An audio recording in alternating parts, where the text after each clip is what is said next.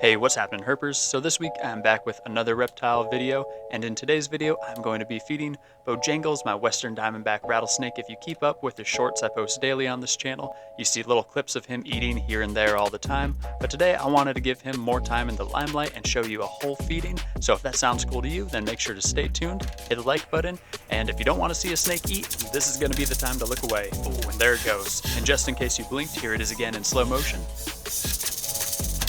And that about concludes the only fast part of a rattlesnake's feeding process. They're able to strike ridiculously fast, of course, but the rest of the process tends to take them a minute. What is a little unusual today is that Bojangles is holding onto his mouse. It's usually a little more typical for rattlesnakes to strike their prey, envenomate it, and then let go. That way, if it were a live mouse, they don't have to worry about it scratching or kicking or fighting back while the venom takes a moment to kick in. But Bojangles has had a nice cushy life in captivity, and that's a warm mouse, so he might just be enjoying holding on to it at the moment.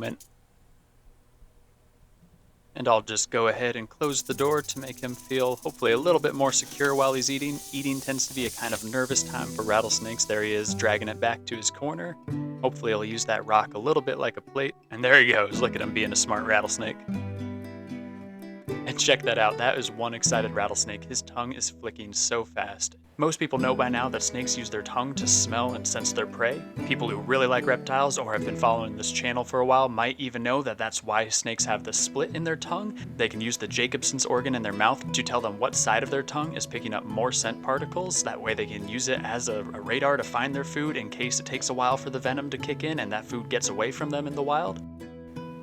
But here in captivity, Bojangles doesn't have to worry about that. I don't feed any of my snakes live prey because it's safer for my snakes that way. That's a pretty common question I get on the channel, and it really does come down to the snake's safety. As silly as it sounds, the snake doesn't always win the fight, or if it does, sometimes the mouse or rat, whatever you're feeding your reptile, gets in a few good bites or scratches in the meantime. And since that can be so easily avoided by just feeding frozen prey, and you can tell that Bojangles is still plenty excited to eat this prey, I just don't see a reason to put my reptiles through that risk. So rather than worrying about if his venom is kicked in and if that mouse is no longer going to scratch or fight him back, all Bojangles has to worry about is if he's going to eat this mouse head first, butt first, or fold it in half like a taco. It's sometimes said that snakes will always eat their prey head first, and maybe the smart ones, because it does tend to go down a little bit easier that way. But just like people, sometimes snakes decide to do things the hard way, and it looks like that's what Bojangles is going to do today. Part of the reason for him choosing to take it down this way, though, could be that this is a somewhat small meal for him.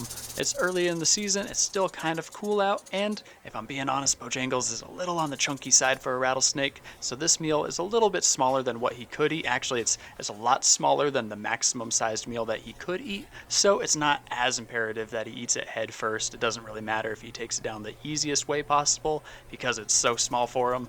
This is just kind of light work for him, so that might have been why he didn't care which angle he took the mouse down today. And he still made pretty quick work of it. I did speed up most of these clips after the initial strike to about double speed just to make the feeding go a little bit faster, but today's meal only took about 12 minutes, which is still a pretty fast meal for a rattlesnake.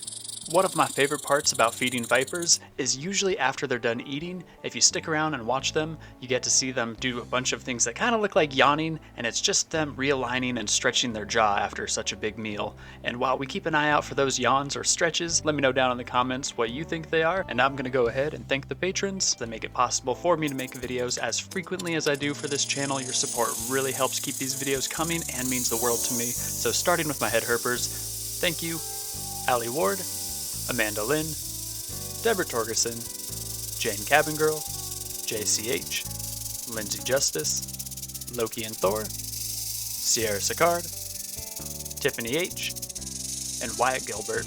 Thank you again to all of my head herpers for supporting this channel at the highest tier level every month, and thank you to all the other names you see scrolling up your screen now. All these marvelous people help me take time away from my job that actually pays the bill so I can make these fun videos that I love making and I hope you love watching. So thank you again to all of my patrons for supporting this channel and helping me do what I love. And thank you to everybody who watches and enjoys these videos and remembers to hit the like button. Hint, hint. But no, seriously, thank you just for being here. It means a lot to me. I love that I get to do this, and I hope that you like watching these videos. And with that, I hope you all have a fantastic rest of your week. Don't let anybody tell you you have to eat your rats head first, but most importantly, I hope that you just keep herping.